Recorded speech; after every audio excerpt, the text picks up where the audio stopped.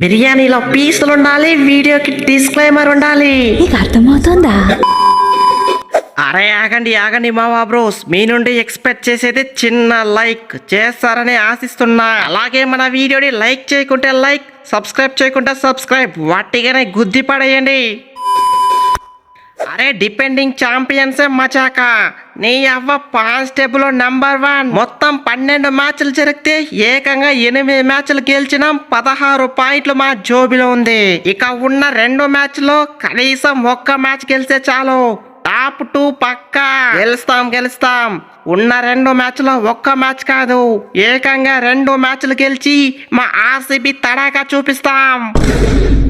అరే కింగ్ అన్న, మీరన్నా ఫస్ట్ నుంచి కానిస్టేబుల్ లో ముందరైనా ఉన్నారు, కానీ మా గుజరాత్ మాత్రం ఫస్ట్ హాఫ్ మొత్తం లాస్ట్ లో, కానీ సెకండ్ హాఫ్ ఏ విధంగా ఉంది కంబ్యాక్. గట్టిగానే వరుసగా మ్యాచ్లు గెలుచుకుంటూ వస్తున్నాం, టాప్ 2 లో ఉన్నాం. ఇక ఉన్న మ్యాచ్లన్నీ వరుసగా గెలుస్తాం, మీతో క్వాలిఫైర్ మ్యాచ్ ఆడతాం. ఇక్కడ ఉన్నది గిల్, ప్రిన్స్ గిల్, నీ అవ్వ తగ్గేదే లేదు. అనుకోండి, మీరైతే గట్లనే అనుకోండి. వస్తున్నాడు ఈ ప్యాట్ కమిన్స్ వస్తున్నాడు. ఏదో లాస్ట్ ఒక్క మ్యాచ్ ఓడిపోయేపాటికి టాప్ 1 టాప్ 2 మీరే అనుకుంటున్నారా? ఇస్తాం వట్టిగానే కంబ్యాక్ ఇస్తాం.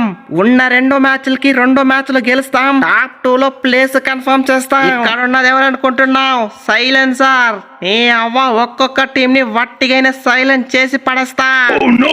అరే ఏంది అయ్యారు, టాప్ 1 టాప్ 2 లో ఉండాల్సింది మీ పంజాబ్, కానీ ఇప్పుడు మీ టీం క్వాలిఫై అవుతారో లేదో అన్నట్టుంది. అరే 1-2 ఏకంగా వరుసగా 5 మ్యాచ్లు.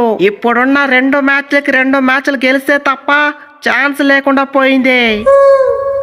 అరే ఏం చెప్పమంటావు పంతో, మీ లెక్క ఫస్ట్ నుంచి మ్యాచ్ ఓడిపోయింటే ఇక్కడ ఏం బాధ నేను లబ్దు, కానీ ఫస్ట్ హాఫ్ లో ఒక్క మ్యాచ్ అంటే ఒక్క మ్యాచ్ కూడా ఓడకుండా వరుసగా మ్యాచ్లు గెలుచుకుంటూ వచ్చినాం. ఇప్పుడు మా బౌలర్లకు ఏమైందో తెలియదు, ఒక్కడంటే ఒక్కడు కూడా మంచి పర్ఫార్మెన్స్ ఇవ్వట్లేదు.